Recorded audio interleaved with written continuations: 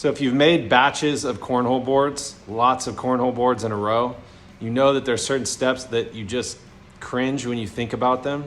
For me, it's the rounding over the tops of the leg pieces. It's frustrating. I didn't find a great way to do it. I was using a cheapo bandsaw that would squeal like a pig every time I made the turn to cut it. I stood there for hours. It kills my back. It kills my neck from looking down the whole time. It's just a pain. So today I decided to make a jig to go from this to this with literally no effort whatsoever. And I know this is not something that anybody can't think up. It's super easy, and that's why it's so great. And it uses tools that we all have that are all available to us that aren't, some sort of special fancy tool that costs thousands of dollars. Super easy, super simple. I just knocked out about 50 legs here in about probably an hour, which is tremendous. It used to take me days to do that many legs. So here you go. So here's the super simple jig. Here, it took me literally 5 minutes to put together.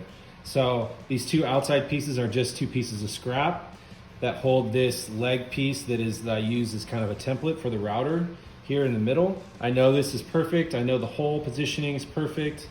The clamps, super easy, just clamp to this table right here, or the bore centipede here.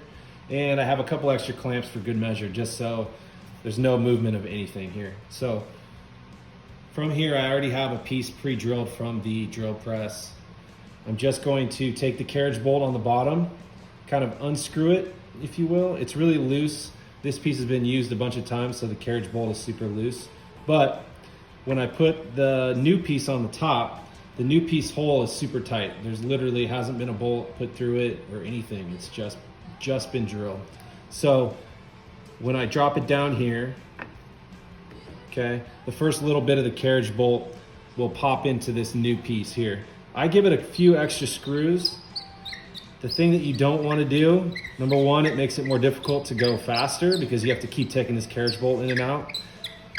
But two, if you get it above the piece here, the router won't be able to slide over there. So make sure, and you really only need it to be kind of squealing there. That's how tight it is.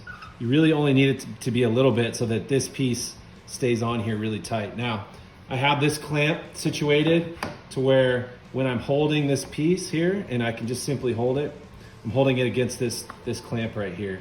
Very gently, I'm not pushing on it too tight, but I'm basically just holding it down, getting it ready to start the router to cut the top of this piece. So for this, I'm using the Makita palm router with the spiral flush trim bit here. You can see it's got the bearing on the bottom. This is a really basic one. It's about $15 on Amazon. Works great. Up here, I'm using the speed at about 5 on this. It goes to 6. 5 is about 27,000 RPM. I didn't pump it up all the way just because it gets a little jumpy through this wood. Make sure that when you are doing the cut itself, that you have the palm router going in the direction that the blade is spinning. So make sure you're going the right way as opposed to turning it around and going the wrong way.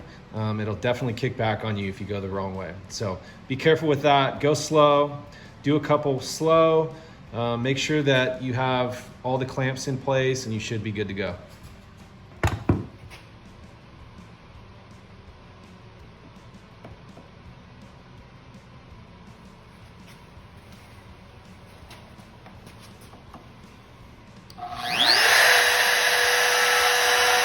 I know I'm starting on the right side of the board, but the way I'm holding the palm router is actually moving left to right with the blade.